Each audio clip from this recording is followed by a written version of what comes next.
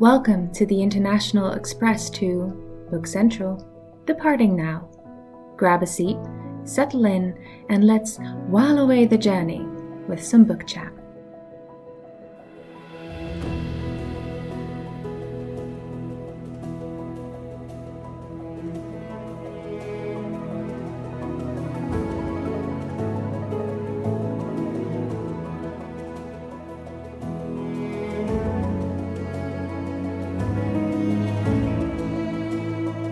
Hi there!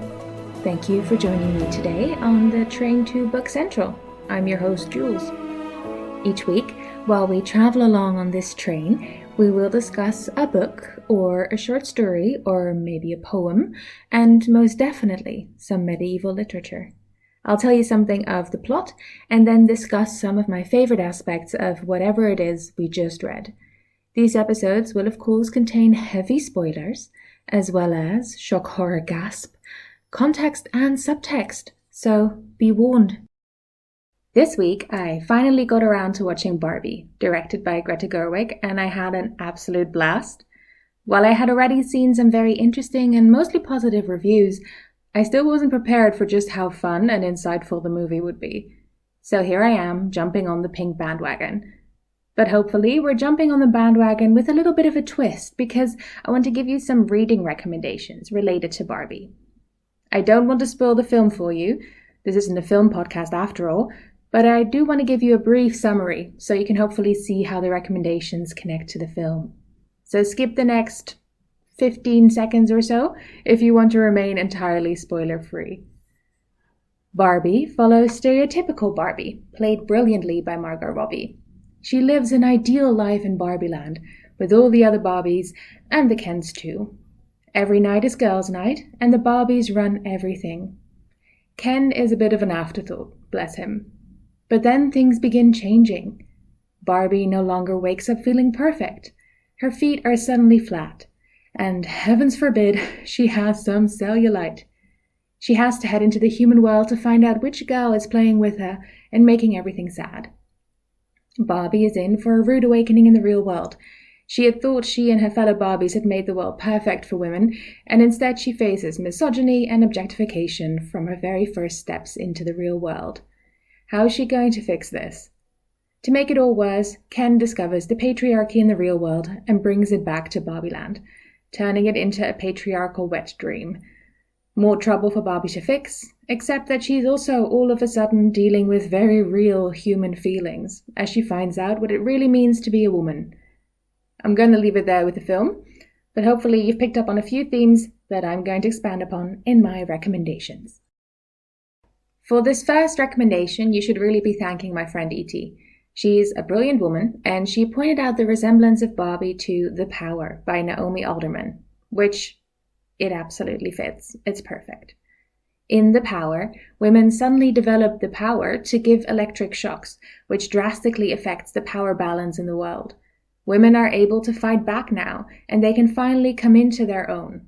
But of course, with great power comes great responsibility, and not everyone wants to be responsible. The novel follows 4 different characters, 3 women and 1 man, as the world begins to change and the patriarchy starts to crumble. Naomi Alderman's novel is an incredibly insightful book about power, abuse, and equality. What does real equality mean? When does fighting back become just plain fighting? Can a victim become an oppressor? This book blew my mind when I read it the first time, and it really challenged my own ideas about equality. The patriarchy is a nightmare, but would a matriarchy be better? It made me question whether true equality can ever really exist as long as one gender, one ethnicity, or one group has a monopoly on any kind of power. My next recommendation is The Beauty by Aliya Whiteley. I first read this novella in 2014, and it made Whiteley an insta-buy author for me. It tells the story of a village somewhere far away from society where only men live. Women have died out from a fungus-based disease, and now the men kind of gather around the fire to tell tales of how life once was. This male society is in for one hell of a change, though, when weird mushrooms start sprouting from the women's graves, which then turn into mushroom women. the beauties of the title. These women are beautiful, but they're also sexually predatory and very strong. The gender roles begin to shift as men become the ones to carry children, and the world as it once was is threatened. And all of that in like less than 100 pages. Now, this novella is classified as a horror and science fiction book, so it maybe isn't for all readers. The horror is mainly body horror, so if that's not your thing, do not engage. Some things I liked were the main character, Nate, who's the storyteller of the village, and he has the responsibility to keep old traditions alive. While he isn't always likable, I liked how his observations clashed with his conservative role and the eternal conflict that led to. And I very much recognize that in Barbie as well, where she wants the world to be as she thought it always was, rather than accept the change that is happening. Whiteley's writing is also just stunning. It lulls you into kind of like a sense of safe security, and then it slowly but surely shifts everything into the strange. The novella is a very short read, which means it doesn't necessarily go as deep as a full-length novel, or rather, it doesn't necessarily explain what it's doing. So you'll be left with a lot of thoughts and questions on gender, sex, and the world. We're staying with sci-fi for my next recommendation, which is The Left Hand of Darkness by Ursula K. Le Guin. She was an absolute sci-fi master, and I didn't fully appreciate how right that label was until I read The Left Hand of Darkness. It tells the story of Genli, who has been on the planet Winter for a number of years now as an emissary from the Ecumen, a pan-universal community of humanoid worlds. The people of Winter are humanoid, but they're also very stubborn, ambiguous in their gender and sex, and highly concerned about their honor. Genli moves from one kingdom to another, hoping to find a ruler receptive to his Ecumen message, but he becomes embroiled in factions and secret plots along the way, which eventually leads to a miserable trek across an endless ice field together with one of the men from Winter. It is during this trek that Genli really has to confront his own biases about gender and what makes someone human. Honestly, that summary doesn't really do the book justice at all, but hopefully it gets you intrigued because it's a fascinating novel. Although Ursula K. Le Guin first published this book in the 60s, it still felt revolutionary to me when I read it. What really made it stand out to me was its narrator and main character and how his thinking is kind of opened up to us. Genli is human, and despite his, advanced concepts of humanity and space, he is still baffled by many of the aspects of the societies on the planet Winter, especially their ambiguous sexuality, the way they can shift from what we would call male into what we might call female, both in a gender sense and in a sex sense, continuously strike him, and he doesn't really know what to do with it, as his own thoughts still operate really heavily in the human binary of male or female, him or her, a line that cannot be crossed. Seeing him cope with this, listening to him struggle to actually define what a human female is fascinating. And that's where the link to Barbie kind of happened to me. What is a human being? What is a woman? Who are you as a person?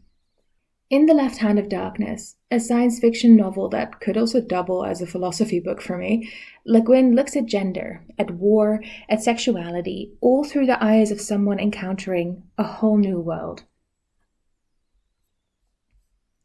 Now, this next recommendation is a little bit out there, but stay with me.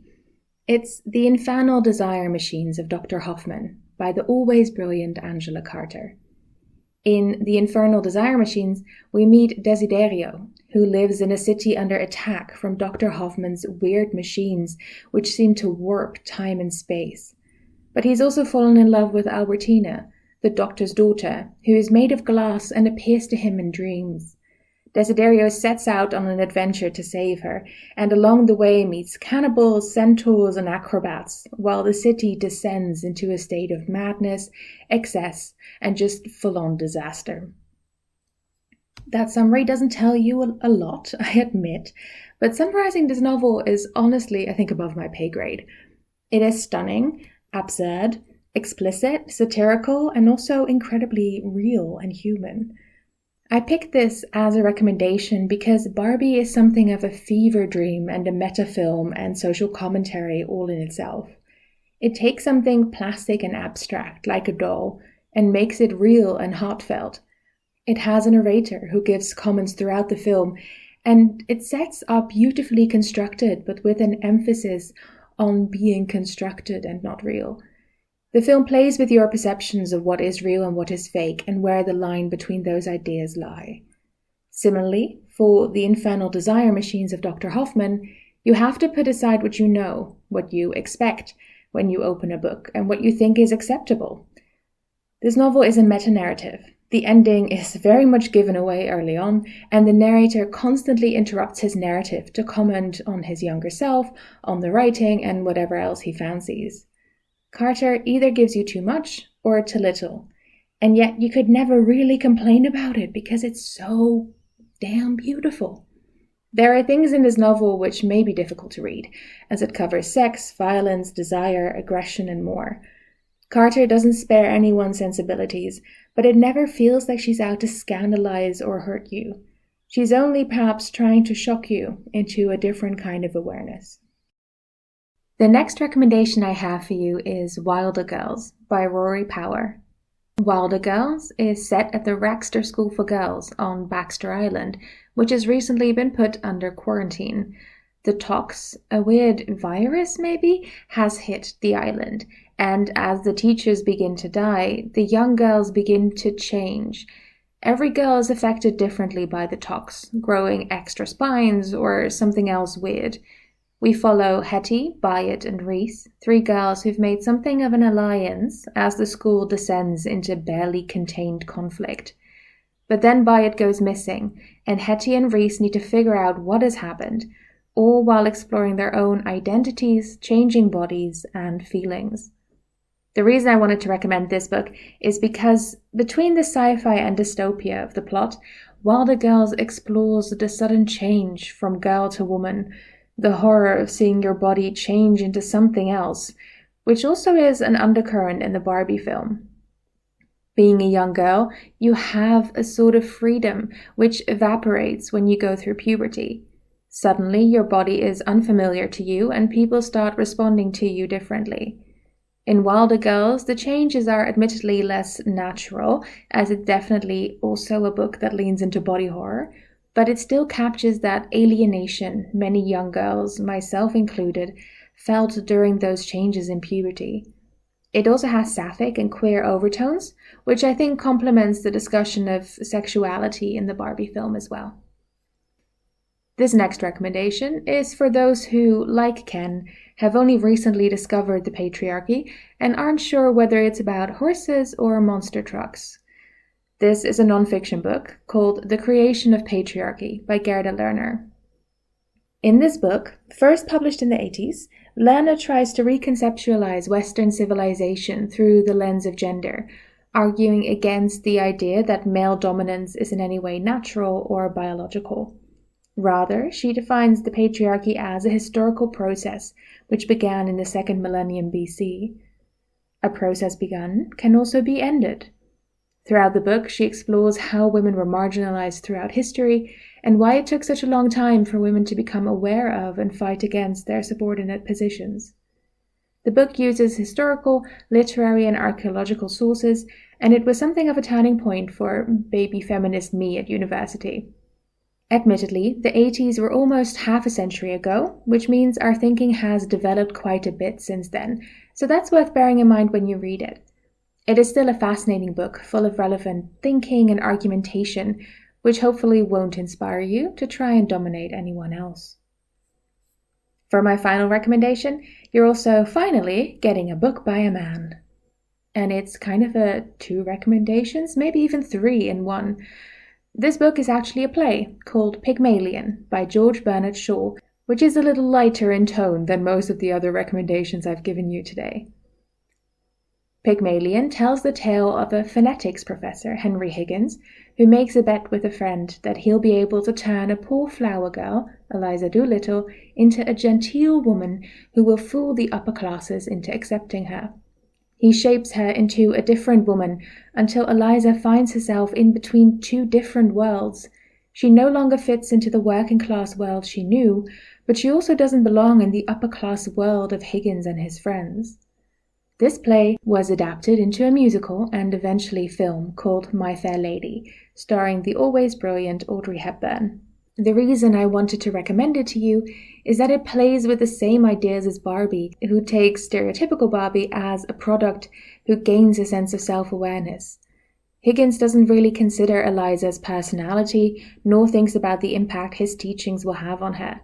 She's technically disposable to him, an object, but he also comes to rely on her as a companion, not understanding that she might have dreams and plans and desires of her own. The play's name, Pygmalion, comes from a Greek myth retold by Ovid in his Metamorphoses, in which the sculptor Pygmalion creates a sculpture of a beautiful woman who he calls Galatea. Pygmalion was disgusted by real-life women, and so he thought a statue might be better. But he falls in love with her, and he begs the gods, Aphrodite specifically, to bring her to life. Aphrodite does so, and the two either live happily ever after or don't, depending on which text or adaptation you're reading. I think the links to Barbie as this kind of perfect woman who isn't really a woman are kind of obvious there. George Bernard Shaw was also inspired by Henrik Ibsen's play A Doll's House, which features a woman living a pampered, beautiful life, but yet she slowly begins to detest the golden cage which her life really is, and she has to decide whether it's worth breaking out, even if she's not quite sure what she will become afterwards. So that's like 3 recommendations in one. Go us. So, those are my recommendations. Do let me know what you thought of the film if you've had a chance to see it, and if you've read any of these books. And that's it for today. If you have questions, thoughts on the book, or recommendations or requests for future episodes, feel free to leave a comment or send me an email at bookcentralpod@gmail.com. I'd love to hear from you.